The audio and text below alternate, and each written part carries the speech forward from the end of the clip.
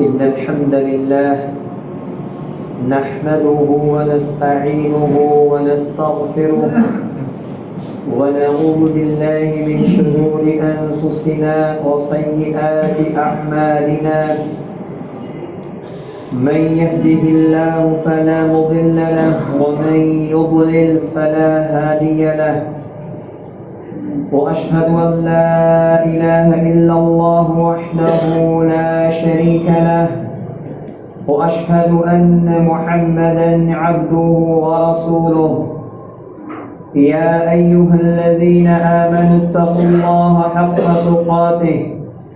ولا تموتن إلا وأنتم مسلمون يا أيها الناس اتقوا ربكم الذي خلقكم من نفس واحدة وخلق منها زوجها وبث منهما رجالا كثيرا ونساء واتقوا الله الذي تساءلون به والأرحام إن الله كان عليكم رقيبا يا أيها الذين آمنوا اتقوا الله وقولوا قولا سديدا يصلح لكم أعمالكم ويغفر لكم ذنوبكم ومن يطع الله ورسوله فقد فاز فوزا عظيما أما بعد فإن خير الحديث كتاب الله وخير الهدي هدي محمد صلى الله عليه وسلم وشر الأمور محدثاتها وكل محدثة بدعة وكل بدعة ضلالة وكل ضلالة في النار.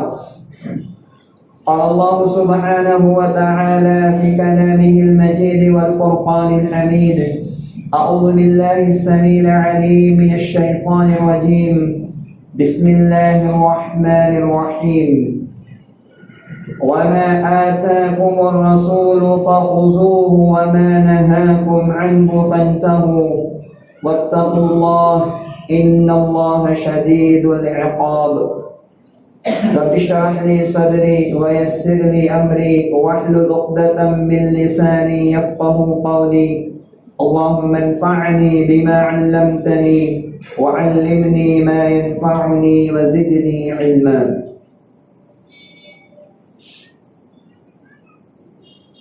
تمام قسم کی تعریفات، حمد و ثنا اس وحدہ لا شریک لہ خالق کائنات مالک دو جہاں کے شایع نشان ہے، جو ہم سب کا اور اس ساری کائنات کا مربی، پالنہار، مشکل کشا اور حاجت روا ہے، جس کی ذات میں، جس کی صفات میں، جس کی ربوبیت میں اور جس کی الوہیت میں اس کا کوئی ہمسر، شریک اور سازی نہیں ہے۔ بعدہ لا تعداد انگنت درود و سلام نازل ہو اللہ کے تمام نبیوں، رسولوں، پیغمبروں پر، خصوصاً آخری نبی رحمت للعالمین خاتم النبیین محمد رسول اللہ صلی اللہ علیہ وآلہ وسلم پر۔ اللهم صل على محمد وعلى آل محمد كما صليت على إبراهيم وعلى آل إبراهيم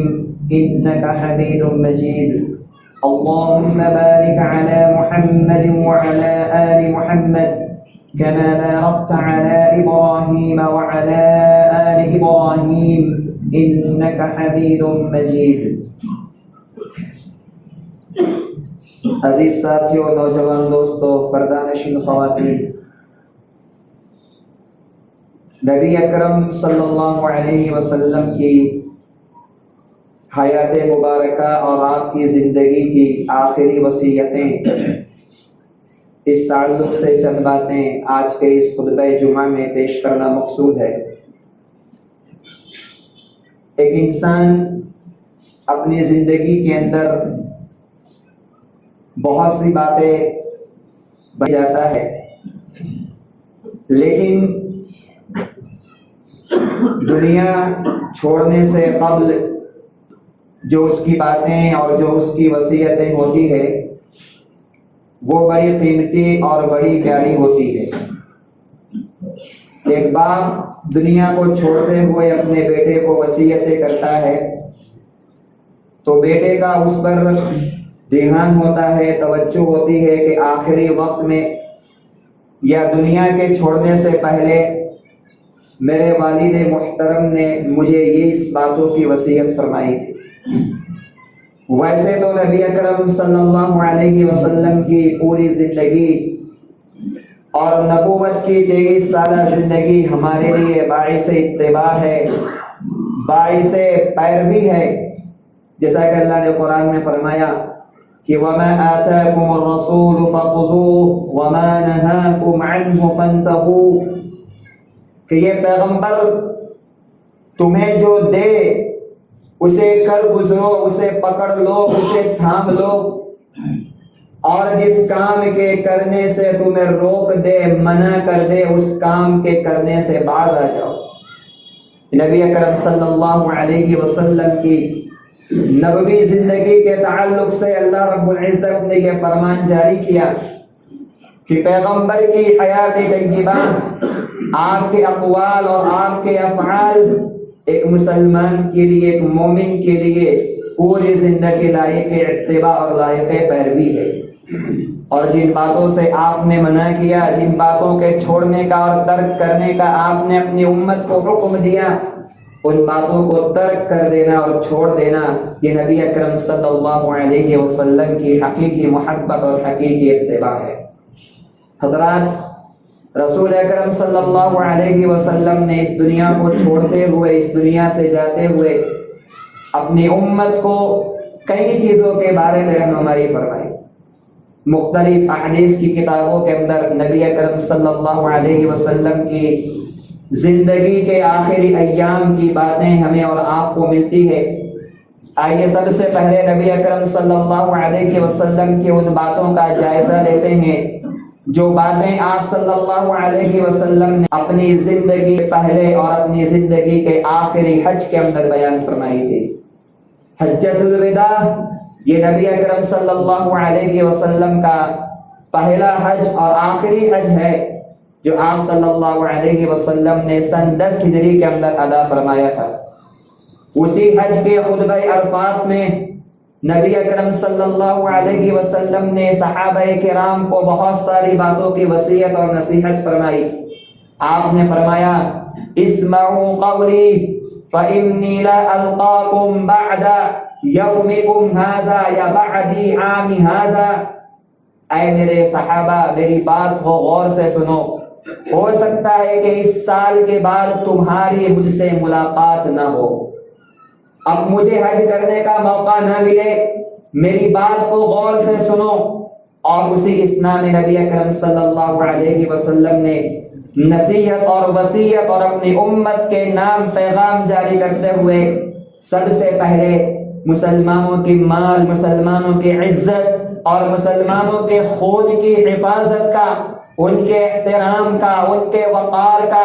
درس دیتے ہوئے آپ نے ارشاد فرمایا کہ الا ان دماءکم واموالکم واعراضکم حرام علیکم کحرمت یومکم ھذا فی شہرکم ھذا وفی بلدکم ھذا، خبردار، ہوشیار، ایک مسلمان کا خون، ایک مسلمان کی عزت اور آبرو اور ایک مسلمان کا دوسرے پر مال اتنا ہی محترم ہے، اتنا ہی قابل عزت ہے جس طریقے سے آج یہ مہینہ محترم ہے، ذی الحجہ کا مہینہ محترم ہے، یہ شہر مکہ شہر ذی الحجہ محترم ہے، یہ مکہ شہر محترم ہے۔ اور اسی طریقے سے آج ہی عرفہ کا دن جو اللہ کی نگاہ کے اندر بڑی عظمتوں والا ہے، جس طرح اس دن کا، اس مہینے کا، اس مکہ کا احترام ہے، اس کی عزت ہے، ویسے ہی مسلمانوں کے مال کی، ان کے خون کی، ان کے عزت اور آبرو کی اہمیت اور حفاظت ہے۔ کبھی ناحق کسی کا خون مت بہانا، کبھی ناحق طریقے سے کسی کے مال پر قبضہ مت کرنا، کبھی ناحق طریقے سے کسی کی عزت سے چھیڑ چھاڑ مت کرنا۔ یہ نبی اکرم صلی اللہ علیہ وسلم نے اپنی آخری حجۃ الوداع کے اس خطبے میں اپنی امت کے نام یہ پیغام جاری کیا۔ پھر اس کے بعد اللہ کے رسول صلی اللہ علیہ وسلم زمانے جاہلیت کے جو رسم و رواج تھے، زمانے جاہلیت کے اندر پنپنے والی جو خرافات اور جو برائیاں تھی، ان برائیوں کی طرف اشارہ کرتے ہوئے آپ نے فرمایا کل شیء فی امر الجاہلیت تحت قدمی موضوع. لوگوں زمانے جاہلیت کا ہر عمل، زمانے جاہلیت کی ہر خرافات، زمانے جاہلیت کی ہر برائی آج میں اپنے دونوں پیروں کے نیچے روند کر کے رکھ دیتا ہوں. زمانے جاہلیت کی کوئی خرافات اور کوئی برائی اب نہیں چلے گی. زمانے جاہلیت کے سارے خرافات کو، ساری برائیوں کو ختم کیا جاتا ہے، اور آج سے عمل ہوگا اللہ کے قرآن پر ہوگا، نبی اکرم کی حدیثوں پر ہوگا. آج سے اسلام کا نفاذ ہوگا، آج سے قانون شریعت کا نفاذ ہوگا، نبی اکرم صلی اللہ علیہ وسلم کے لائے ہوئے دین کی حفاظت اور اس کا نفاذ ہوگا. زمانے جاہلیت کے سارے رسم و رواج کو، ساری برائیوں کو آپ صلی اللہ علیہ وسلم نے سارے خرافات کو ختم کر دیا اور کہا کہ جتنی بھی باتیں تھی وہ سب آج دفن کی جاتی ہے، ختم کی جاتی ہے. اور پھر زمانے جاہلیت کے اندر جو آپس میں قتل و غارت گری کا معاملہ تھا، جو آپس میں جو ہے سود کا جو معاملہ تھا، اس سود کے معاملے کی طرف اور اسی طریقے سے اس خون بہانے کے معاملے کی طرف آپ نے ارشاد فرمایا کہ لوگوں یاد رکھو آج کے دن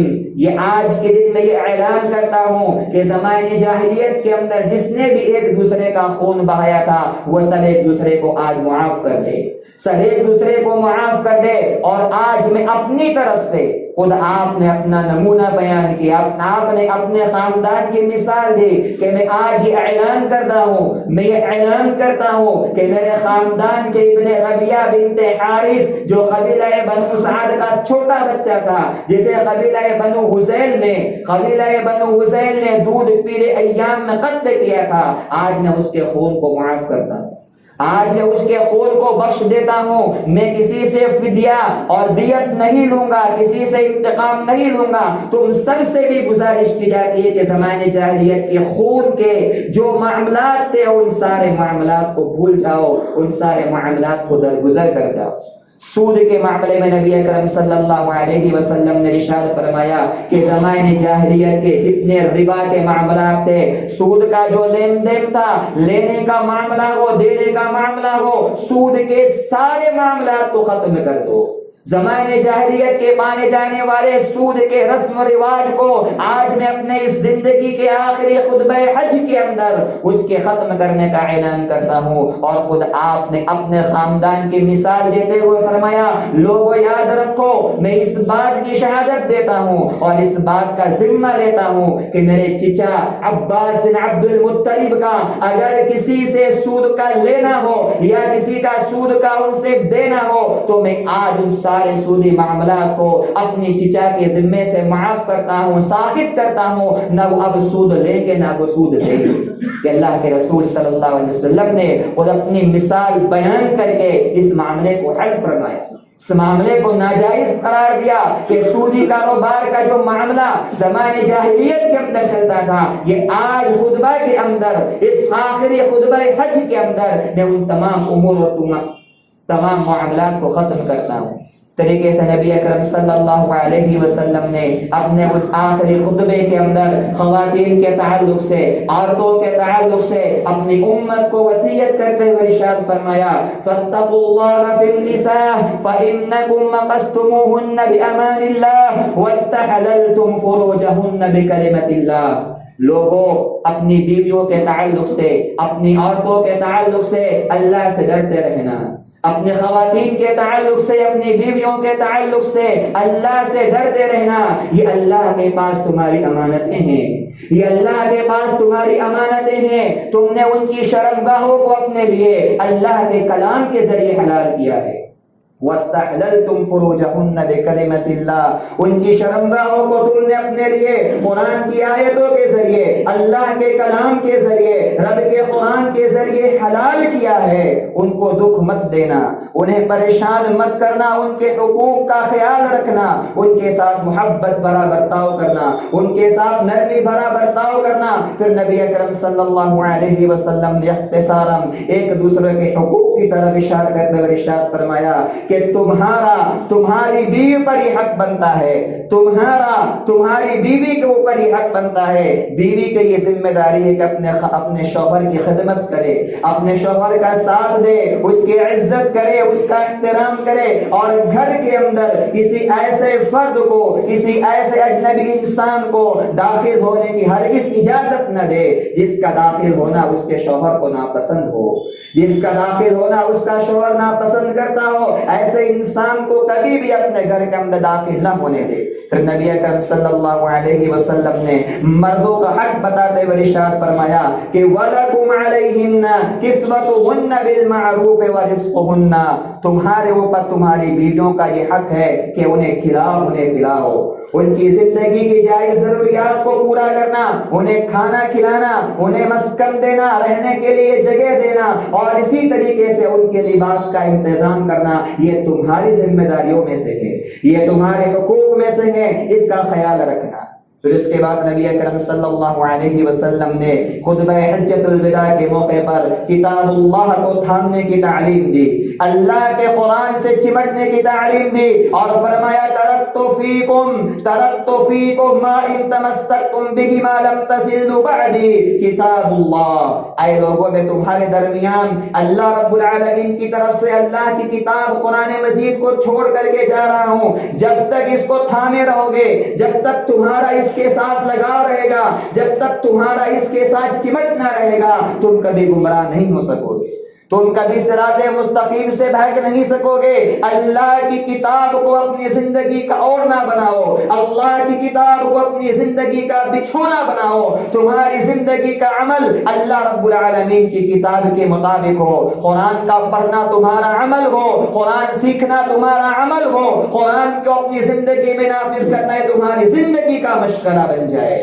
نبی اکرم صلی اللہ علیہ وسلم نے ایک دوسرے روایات کے اندر نبی اکرم صلی اللہ علیہ وسلم نے اپنی سنت کو تھامنے کی بھی تعلیم دی ہے، کیونکہ قرآن مجید کا سمجھنا، قرآن مجید کا فہم، قرآن مجید کا تدبر اس وقت تک انسان کے لیے ممکن نہیں ہو سکتا جب تک کہ وہ نبی اکرم صلی اللہ علیہ وسلم کی سنتوں کا اور آپ کی احادیث کا سہارا نہ لے۔ اللہ کے رسول صلی اللہ علیہ وسلم نے ایک دوسری روایات کے اندر ارشاد فرمایا ترکت فیکم امرین لم تضلوا بعدہما کتاب اللہ وسنت نبیہ، میں تمہارے درمیان دو معاملے، دو چیزیں چھوڑ کر جا رہا ہوں، جب تک تھامے رہو گے اس کو کبھی تم صراط مستقیم سے بھٹک نہیں سکو گے، کبھی گمراہ نہیں ہوگے۔ ایک اللہ کی کتاب ہے اور دوسری میرے سنتیں ہیں، اس کے نبی کے طریقہ کار ہے۔ افسوس کہ آج اس امت مسلمہ نے نبی اکرم صلی اللہ علیہ وسلم کی زندگی کے اس آخری خطبے کی ان باتوں کو بھلا دیا ہے۔ اللہ کی کتاب سے ہمارا رشتہ ٹوٹ چکا ہے، نبی اکرم صلی اللہ علیہ وسلم کی لائی ہوئی شریعت سے، آپ کے طریقے سے، آپ کی سنتوں سے ہماری محبت ختم ہو چکی ہے۔ ہمارے لیے اسوہ، ہمارے لیے نمونہ، ہمارے لیے آئیڈیل اللہ کے نبی کو چھوڑ کر کے کوئی اور بن گیا ہے۔ اس لیے آج ضرورت ہے اس امت کو یکجا کرنے کے لیے، متحد کرنے کے لیے اللہ کی کتاب کو تھاما جائے اور نبی اکرم صلی اللہ علیہ وسلم کی سنتوں کا احیاء کیا جائے۔ پھر اس کے بعد اللہ کے رسول صلی اللہ علیہ وسلم نے صحابہ کرام سے اپنی ذمہ داری کے بارے میں پوچھا، اپنی ذمہ داری کے بارے میں پوچھا اور فرمایا وَأَنَّكُمْ تُسْأَلُونَ عَنِّي فَمَا أَنْتُمْ قَائِلُونَ، اے میرے صحابیوں، اللہ تم سے میرے بارے میں سوال کرے گا کہ اللہ کے رسول کو اپنی آخرت کی فکر ہے، اللہ تم سے میرے بارے میں سوال کرے گا، نبی کے بارے میں سوال ہوگا، تم سے سوال ہوگا، فما انتم قائلون، بتاؤ میرے صحابیوں تم نے رب کو میرے بارے میں کیا جواب دو گے، تم کیا جواب دو گے، تم اللہ کے سامنے تمہارا کیا جواب ہوگا؟ تمام صحابہ کرام نے فرمایا الا ادیت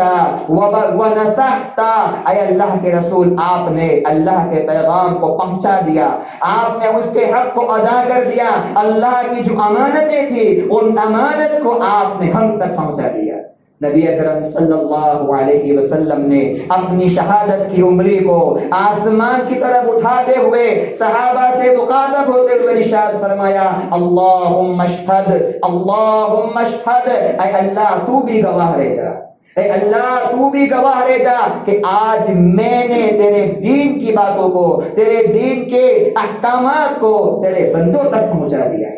کہ نبی اکرم صلی اللہ علیہ وسلم کی یہ زندگی کے آخری خطبے کے چند اقتباسات تھے، مختلف حدیثوں کا نچوڑ تھا جو میں نے آپ کے سامنے بیان کیا، جس میں پیارے نبی صلی اللہ علیہ وسلم نے اپنی زندگی کے حجۃ الوداع کے موقع پر یہ بہت سارے پیغامات اور نصیحتیں ہمارے لیے، صحابہ کے لیے اور آنے والی نسلوں کے لیے آپ نے بیان فرمائی۔ اب ہمارے لیے ضروری ہے کہ اللہ کے نبی صلی اللہ علیہ وسلم کی ان باتوں کو، ان حدیثوں کو، ان پیغامات کو اپنی زندگی کے اندر نافذ کرے۔ پھر اس کے بعد آئیے ان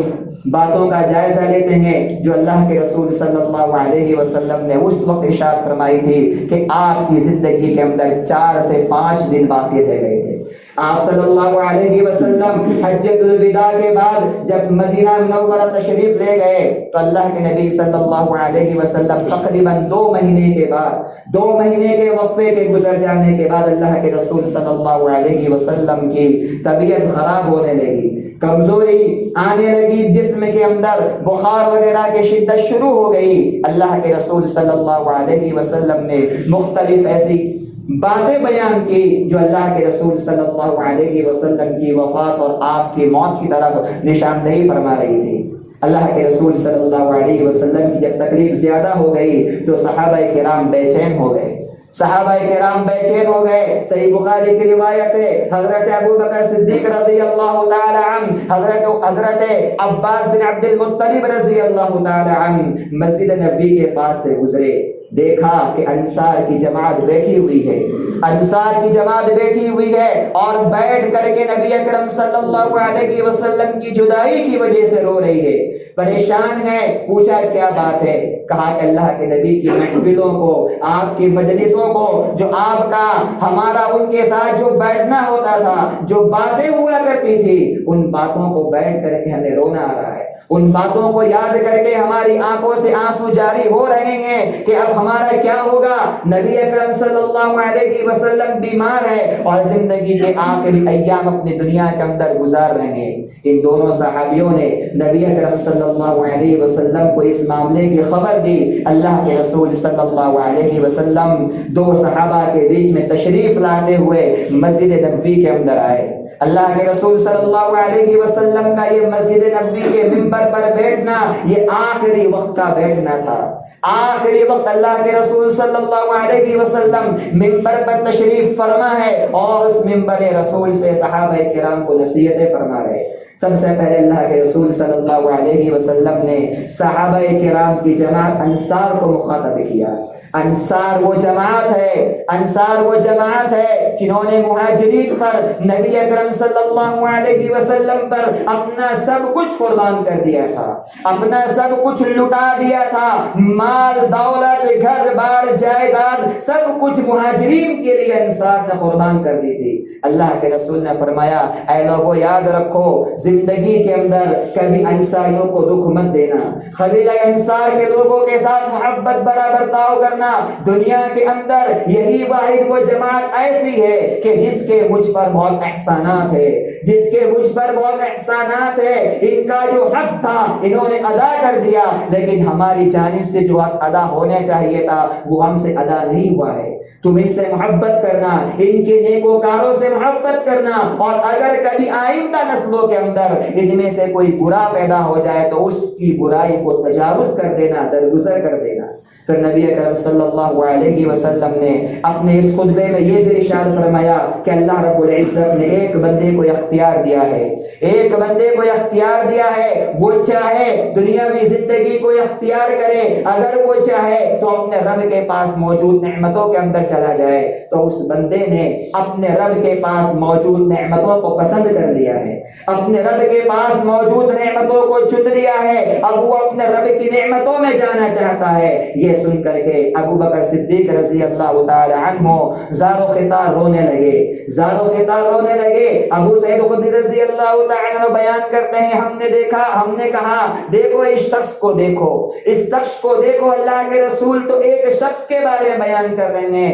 ایک انسان کے بارے میں بیان کر رہے ہیں، اور ابو بکر رضی اللہ تعالی عنہ اس سے نبی اکرم کو مراد دے رہے ہیں۔ لیکن اس حدیث کے چند ہی دنوں کے بعد جب آپ کا وصال ہوا، جب آپ کا انتقال ہوا، جب آپ کی موت طاری ہوئی، تو ہم نے یہ جان لیا کہ ابو بکر رضی اللہ تعالی عنہ نے جو مطلب سمجھا تھا اور جو بندہ مراد لیا تھا وہ بندہ خود نبی اکرم صلی اللہ علیہ وسلم کی ذات تھی۔ اسی خطبے میں اللہ کے رسول صلی اللہ علیہ وسلم نے اپنے سب سے پسندیدہ دوست ابو بکر صدیق رضی اللہ تعالی عنہ کے احسانات کا تذکرہ کیا۔ ابو بکر صدیق رضی اللہ تعالی عنہ کے احسانات کا تذکرہ کرتے ہوئے آپ نے فرمایا لوگوں ایک ایک فرد کے احسانات کو میں نے چکا دیا ہے، مہاجرین کی جماعت میں سے جس نے بھی مجھ پر جو احسان کیا ہے تمام کے احسانات کا بدلہ میں نے اپنی زندگی کے اندر دینے کی کوشش کر دی ہے، سوائے ابو بکر صدیق رضی اللہ تعالی عنہ کے کہ یہ ایسا شخص ہے اور اس کے مجھ پر اتنے احسانات ہیں اور اس کا میری زندگی کے اندر اتنا تعاون ہے،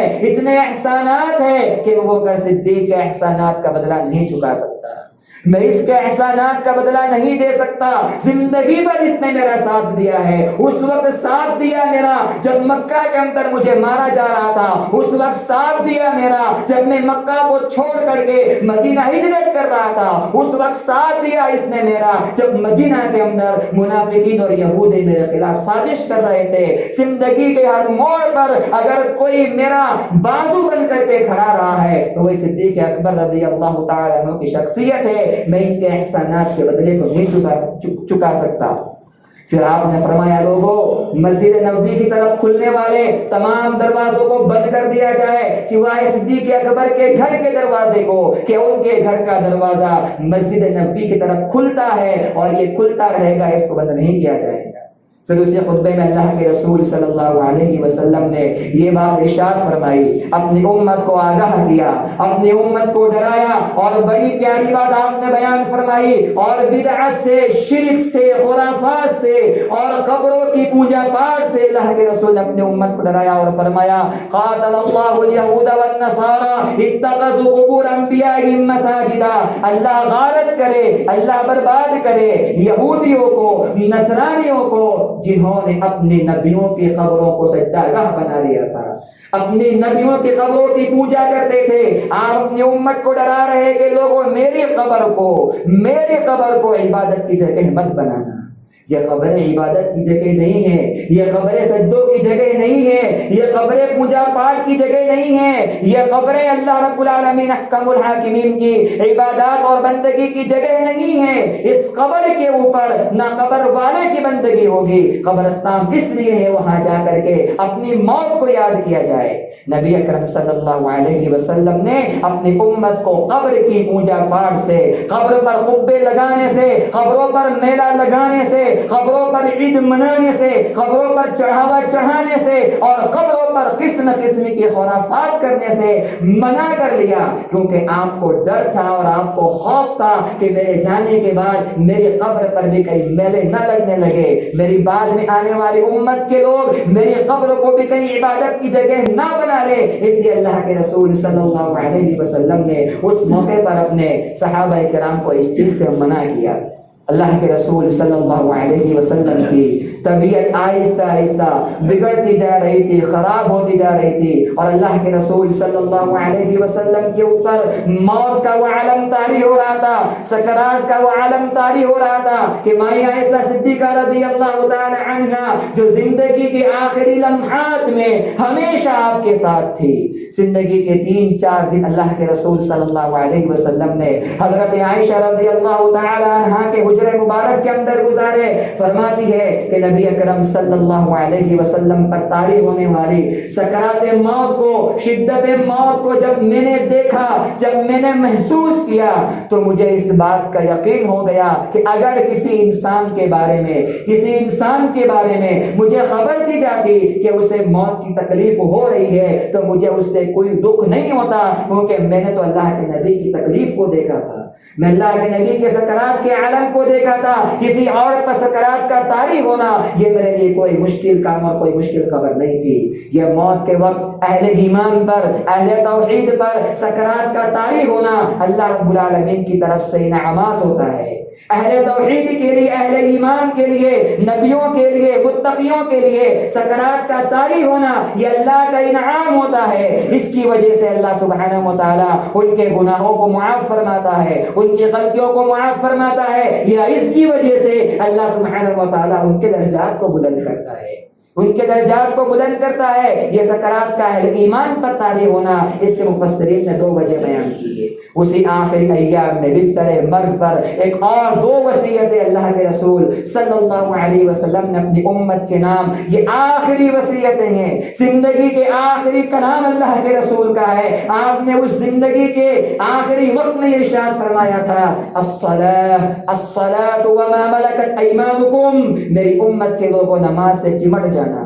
نماز سے چمٹ جانا, نماز کو پکڑ لینا, نماز سے جی مت چرانا. جعلت قرۃ عینی فی الصلاۃ, اللہ رب العزت نے میری آنکھوں کی ٹھنڈک کو نماز کے اندر رکھا ہے. یہ پیغمبر کی آخری وصیت ہے, یہ پیغمبر کی آخری حدیث ہے, آخری کلام ہے جو آپ نے اپنی امت کے نام بیان کیا. انس بن مالک رضی اللہ تعالی عنہ, ام سلمہ رضی اللہ تعالی عنہ اور دیگر صحابہ کرام بیان فرما رہے ہیں کہ اللہ کے رسول صلی اللہ علیہ وسلم برابر اپنی زبان سے یہ الفاظ بیان فرما رہے تھے یغرغر نفسہ ولا یفیض لسانہ. حال یہ ہو گیا کہ آپ کی آواز نکل نہیں رہی تھی لیکن ہمیں ایسا لگ رہا تھا گویا کہ آپ یہی الفاظ بار بار ارشاد فرما رہے ہیں کہ الصلاۃ الصلاۃ, نماز سے چمٹ جانا. سوچ میرے بھائیو, آج زندگی کے اندر ہمارا اور آپ کا معاملہ کیا ہے؟ آج نماز کہاں ہے, ہم کہاں ہے؟ مسجدیں کہاں ہیں, ہم کہاں ہے؟ دنیا کی ہر شے آباد ہے, دنیا کی ہر چیز آج آباد ہے. اگر کوئی چیز ویران ہے تو اللہ رب العالمین کی مسجدیں ہیں.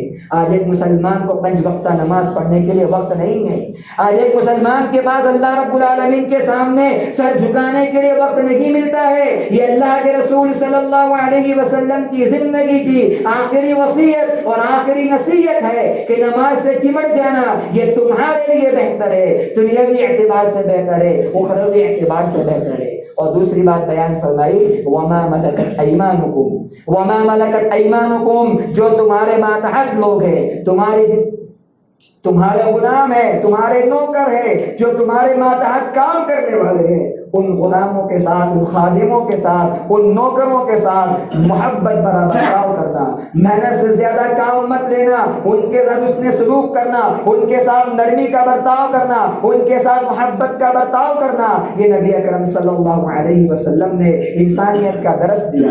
یہ انسانیت کا درس دیا کہ اگرچہ وہ تمہارے خادم ہیں, تمہارے نوکر ہیں, تمہارے گھروں میں کام کرنے والے ہیں, تمہارے ماتحت کام کرنے والے ہیں, تمہاری دکانوں میں, تمہارے مکانوں میں تمہارا کام کاج کرنے والے ہیں, لیکن ان کے ساتھ بھی نرمی کا برتاؤ, ان کے ساتھ محبت کا برتاؤ, ان کے ساتھ بھی جو ہے درگزری کا معاملہ کرتے رہنا. یہ اللہ کے رسول نے انسانیت کا درس دیا. غلام ہے تو کیا ہے, نوکر ہے تو کیا ہے, خادم ہے تو کیا ہے, آخر انسان تو ہے نا. انسانیت کا درس دیا اللہ کے رسول صلی اللہ علیہ وسلم نے کہ بیجا کسی کی مجبوری کا فائدہ مت اٹھانا, بیجا کسی کی پریشانی اور مجبوری کا فائدہ اٹھا کر کے اسے تکلیف مت دینا. تو یہ نبی اکرم صلی اللہ علیہ وآلہ وسلم کی یہ چند باتیں تھی جو آپ نے مرض الموت میں ادا فرمائی. جب آپ دنیا سے جانے والے, رخصت ہونے والے, چند دن یا چند گھڑیاں آپ کی زندگی کے اندر باقی ہیں, یہ پیغامات اللہ کے رسول صلی اللہ علیہ وسلم نے اپنی امت کے نام جاری فرمائے. ہمارے لیے ذمہ داری ہے, ہمارے لیے ضروری ہے کہ نبی اکرم صلی اللہ علیہ وسلم کے اس رخصتی کے بعد, آپ کے انتقال کے بعد, آپ کی وفات کے بعد ہم اللہ کے رسول کی زندگی کو ہمارے لیے زندگی کو نمونہ بنائے, آئیڈیل بنائے, اسوہ بنائے. ایسا نہیں کہ اللہ کے رسول صلی اللہ علیہ وسلم کی تعلیمات سے سرے منحرف ہو جائے, ہم چھوڑ دیں آپ کی تعلیمات کو اور محبت کے نام پر نبی اکرم صلی اللہ علیہ وسلم کے محبت کے نام پر قسم قسم کی باتوں کو ہم دین کا حصہ سمجھ لیں. میرے بھائیو محبت رسول اصل میں اتباع رسول کا نام ہے. اتباع رسول محبت رسول ہی ہے. اگر اتباع نہیں, پیروی نہیں, اطاعت نہیں اور زندگی کے اندر نبی اکرم صلی اللہ علیہ وسلم کے سنتوں کا اہتمام نہیں تو ایسی محبت کی کوئی اہمیت نہیں ہے. ورنہ محبت تو کرنے والے بہت تھے, کفار بھی آپ سے محبت کرنے والے تھے, جسمانی محبت کرنے والے تھے, لیکن دین سے نفرت تھی, شریعت سے نفرت تھی, سنتوں سے نفرت تھی. اللہ رب العزت نے ان کو غارت کیا, برباد کیا. اصل میں محبت رسول جو ہے وہ اطاعت رسول کا نام ہے. اطاعت رسول زندگی کے اندر نہیں ہے, اتباع رسول زندگی کے اندر نہیں ہے. اور زندگی گزارنے کے اندر ہر معاملے میں نماز سے لے کر کھانے پینے کے آداب تک, چلنا پھرنا, ہمارا اوڑھنا بچھونا, ہمارا کاروبار,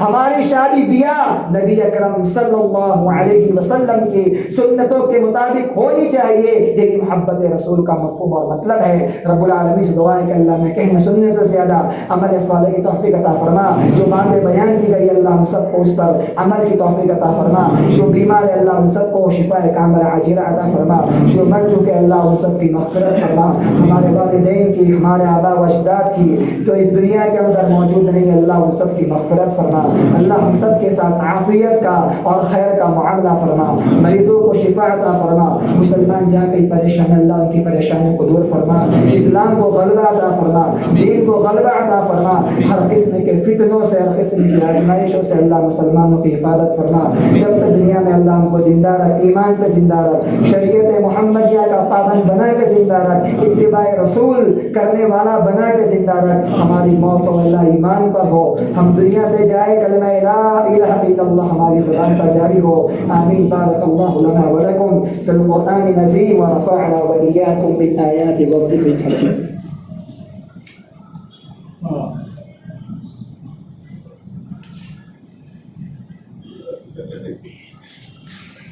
إن الحمد لله نحمده ونستعينه ونستغفره ونعوذ بالله من شرور أنفسنا وسيئات أعمالنا.